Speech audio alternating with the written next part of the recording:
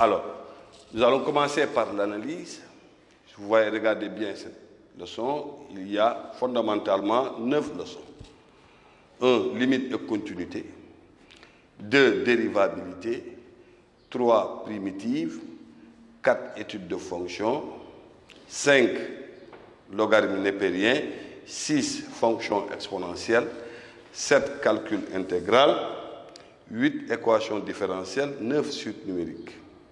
Alors, en regardant de près ces 9 leçons, les leçons qui viennent souvent à l'examen, ce sont les leçons qui sont là. Ce sont les nouvelles leçons qu'on voit en classe de terminale.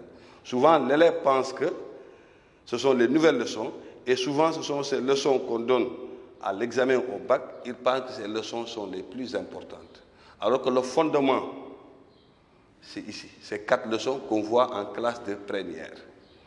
Par exemple, si vous regardez la fonction logarithme népérien, la fonction logarithme népérien, cette leçon qui est là, on l'introduit. La définition qu'on donne, c'est la primitive. Donc, c'est à partir des primitives qu'on définit cette leçon. Ensuite, fonction exponentielle. La fonction exponentielle est introduite comme étant la bisection réciproque.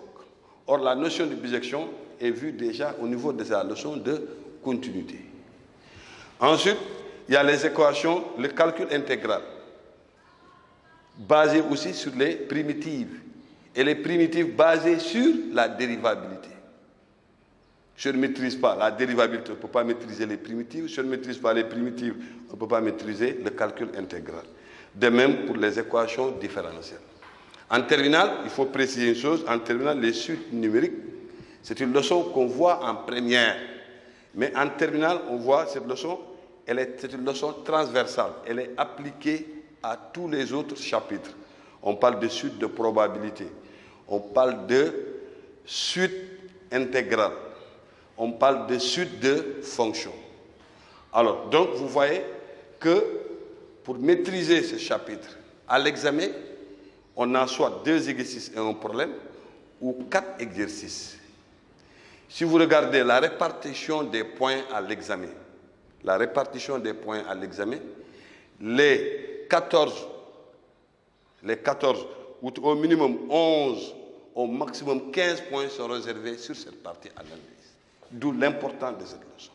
Alors, pour maîtriser ces leçons, et là, ces leçons, on les voit jusqu'au mois de janvier. C'est pour cela que j'ai dit le programme de terminale, ça ne se termine pas au mois de juin. Le programme de terminale s'achève au mois de décembre, janvier. Au moment où certains s'apprêtent à venir s'inscrire pour commencer les cours. Et là, ce sera comme ça. Un élève peut faire une classe de terminale une première fois, ne pas réussir. La deuxième année, au lieu de venir s'inscrire tôt, il attend 1 mois ou 2 mois après janvier. En ce moment, le fondement a été déjà fait. Il vient pour tomber sur les leçons logarithmes et il va reconduire les mêmes lacunes. Donc, ces mêmes élèves peuvent faire 3 à 4 fois le programme de terminale, ou bien faire la classe de terminale sans pouvoir réussir au bac. Donc, voilà les leçons sur lesquelles les profs doivent impérativement insister. C'est déjà vu en première, mais en terminale, le prof doit beaucoup insister parce que c'est le fondement des leçons qui sont les matières d'évaluation de l'élève en classe d'examen. Donc là, c'est à peu près 14 ou 15 points à l'examen, cette partie, l'analyse. La partie 3.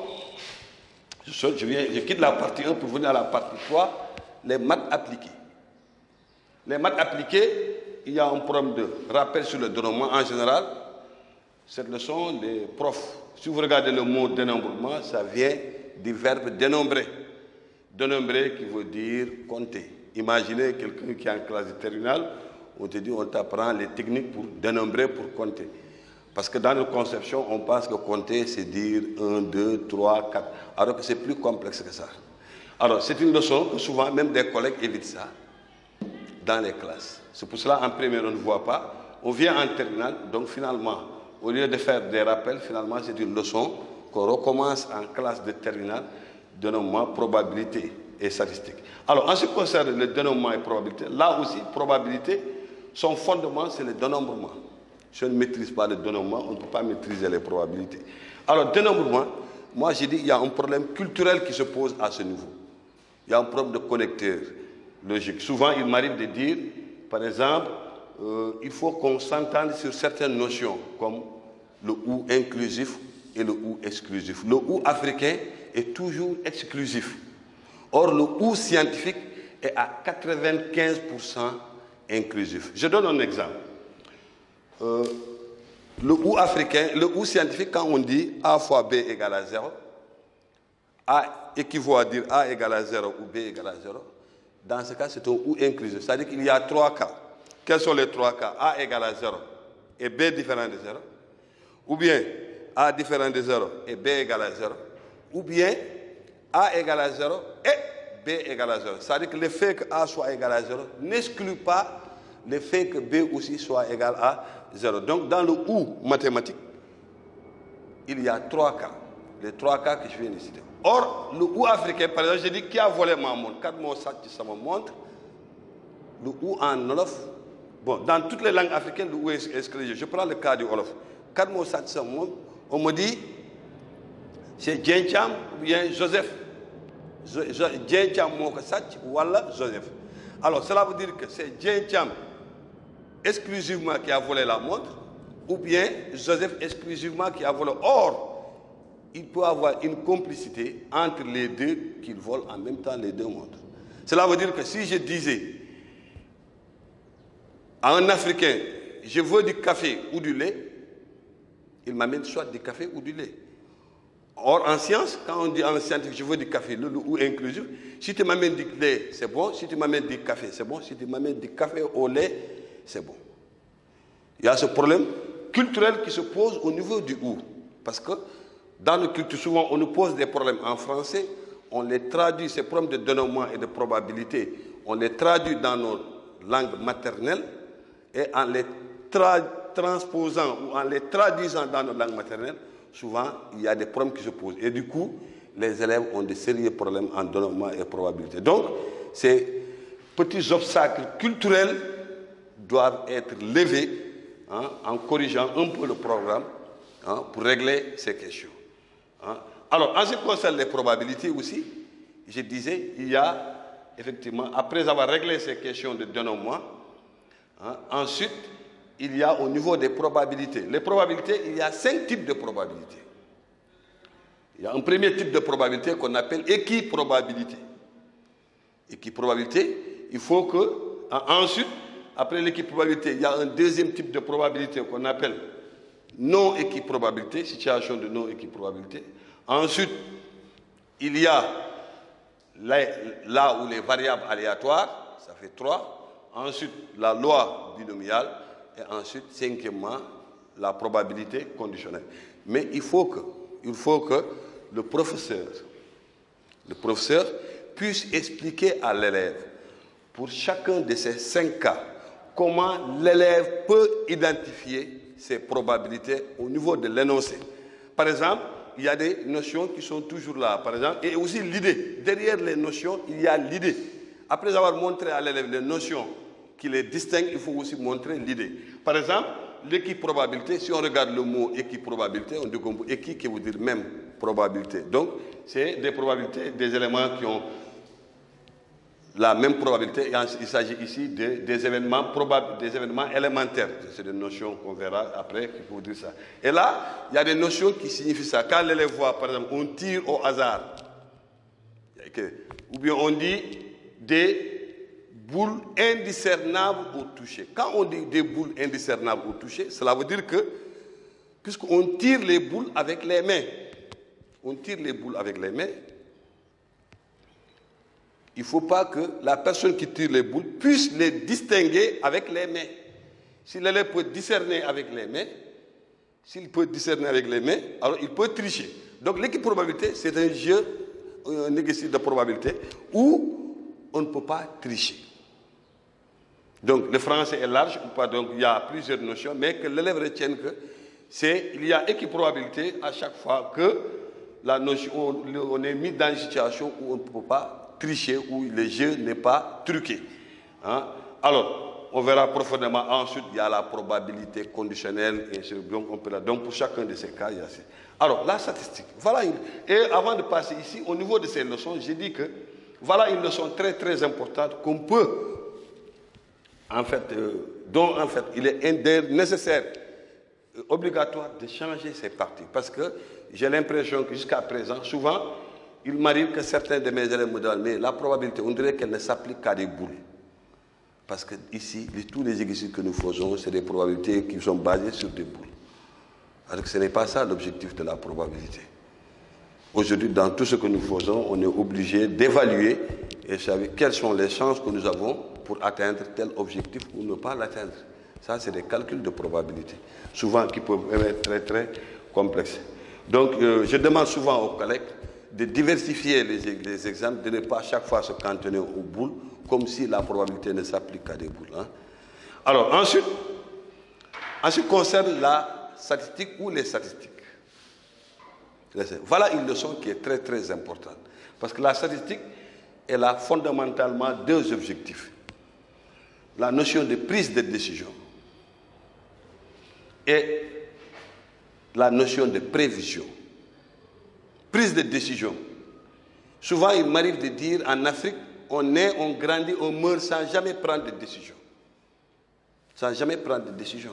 La statistique nous donne des outils, nous permettra, parce que là, elle étudie, c'est le traitement de l'information. La fiabilité de l'information, c'est ça qu'on vérifie au niveau de la statistique.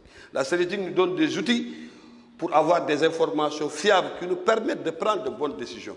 Parce que c'est à partir des informations qu'on peut prendre des décisions. Mais si l'information est fausse ou biaisée, la décision peut nous conduire vers une catastrophe.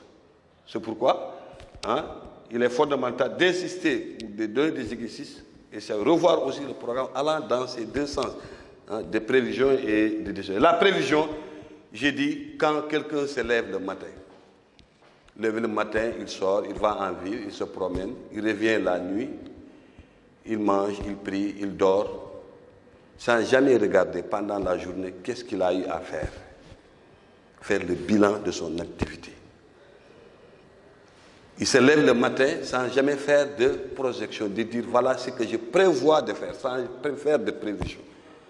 La nuit, évaluer voilà ce que j'avais prévu, voilà ce que j'ai eu à atteindre comme objectif. Si on ne fait pas ça, qu'est-ce qui nous différencie des moutons qui sont là à côté de nous chaque jour, qui sortent de nos maisons, qui se trimballent et qui reviennent. Alors c'est ça l'importance de la statistique. Et là, il y a deux types de séries. Il y a des séries qu'on appelle des séries individuelles, c'est-à-dire les coefficients sont égaux à 1, et les séries non individuelles.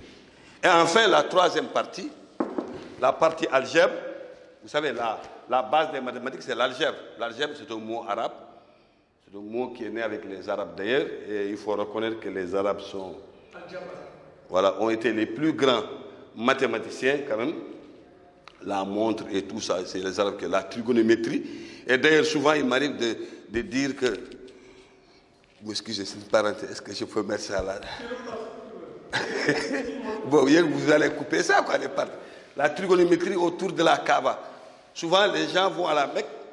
Si on demande ça, il m'arrive souvent de taquiner les imams, de dire, voilà, les gens tournent autour de la Kaaba.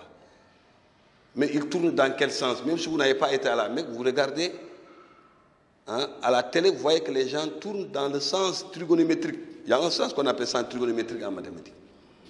C'est le sens contraire des aiguilles d'une montre. Le sens contraire des aiguilles d'une montre. Mais si vous demandez aux imams pourquoi les gens tournent dans ça, ils ne peuvent pas vous expliquer ça. Et si vous demandez aussi aux imams pourquoi les gens tournent 7 fois autour de la Kaaba, ils ne peuvent pas expliquer. C'est des notions mathématiques. Bon, ça on reviendra peut-être en faisant des révisions sur la trigonométrie. Alors, donc les nombres complexes, il y a l'introduction où on est obligé de s'appuyer sur les notions depuis les classes de 6e, les différents types d'ensembles, l'historique, comment on est parvenu à construire ces ensembles. Et comment, c'est-à-dire qu'il y a l'ensemble N, l'ensemble des entiers naturels, l'ensemble des nombres décimaux, l'ensemble des entiers relatifs, des nombres rationnels, ensuite l'ensemble des nombres réels, pour ensuite terminer vers l'ensemble des nombres complexes, qui est la leçon du jour. Quel est le type de relation, comment les mathématiciens, qu'est-ce qui les motive à chaque fois pour construire tel ensemble, jusqu'à vous dire à la fin. Et là, quand on présente l'ensemble, comme les autres ensembles aussi, à l'image des autres ensembles, on vous montre la forme des éléments de cet ensemble. Quand on présente un pays, il faut qu'on montre les citoyens de ce pays. Et ça, les éléments de ce pays constituent les citoyens. Et quand on présente les citoyens, on vous montre quelles sont les lois qui les régissent. Ces lois qui les régissent, c'est comment on les multiplie, comment on les opérations dansées. Donc il y a deux types d'écriture, forme algébrique, forme trigonométrique. Ensuite, on leur montre l'addition, la multiplication, comment on les associe, ces différents éléments. Et enfin, l'interprétation géométrique. Donc, maîtriser cette leçon, l'élève doit maîtriser ces trois types de formes de cet ensemble, la forme algébrique, la forme trigonométrique et l'interprétation géométrique. Voilà le programme de Terminal S2.